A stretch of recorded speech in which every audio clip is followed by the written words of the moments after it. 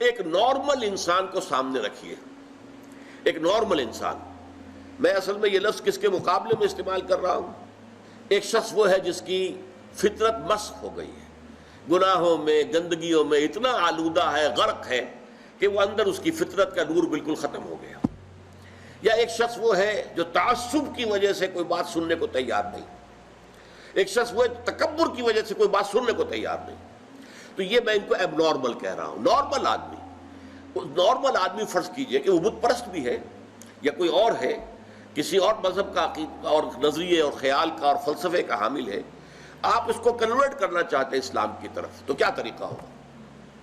پہلے آپ کو اس کے ذہن کا جائزہ لینا ہوگا. اس کے ذہن میں خیالات کیا ہیں، اس کے نظریات کیا ہیں، اس کے عقائد کیا ہیں. سب سے پہلے آپ کو ان کی تصحیح کرنی ہوگی.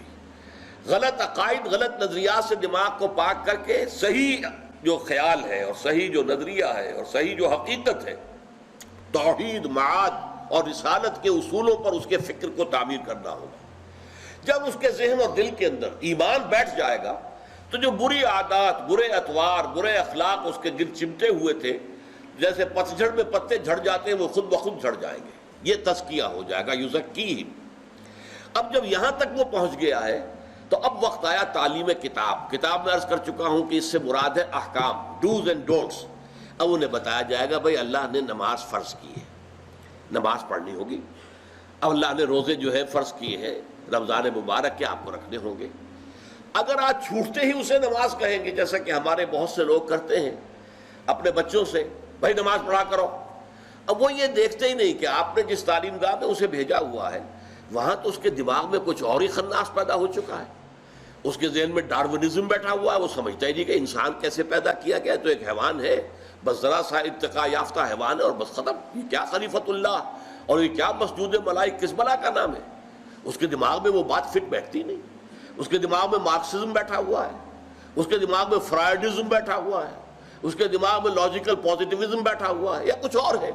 یہ تو میں اپنے بچوں کی بات کر رہا ہوں نا، اس لیے کہ ان کے بت پرستی تو ان کے دماغ میں نہیں ہے الحمدللہ، لیکن یہ چیزوں تو ان کے دماغ میں ہے نا.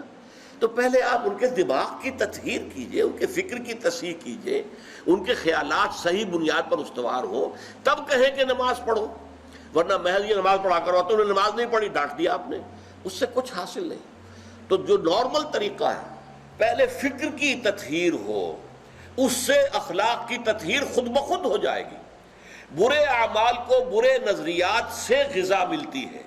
جب نظریہ یہاں یہ بیٹھ جائے گا کہ مرنے کے بعد جی اٹھنا ہے اور جواب دہی کرنی ہے اپنے ایک ایک فعل اور عمل کی، تو خود بخود جو ہے انسان کے وہ جو بھی اس کے جو پتے لگے ہوئے تھے برائیوں کے، وہ پتے پتجھڑ کے موسم کے ساتھ جھڑ جائیں گے. اب انہیں فقہ کی تعلیم دیں، قرآن کے احکام بتائیں، اس کے آداب بتائیں، حرام کیا ہے حلال کیا ہے یہ بتائیں. اور پھر سب سے اونچا درجہ جو ہوگا، اسے کہیے کہ متخصصین جو ہوتے ہیں، اسپیشلائزڈ، وہ حکمت کی تعلیم ہو. اور حکمت کیا ہے؟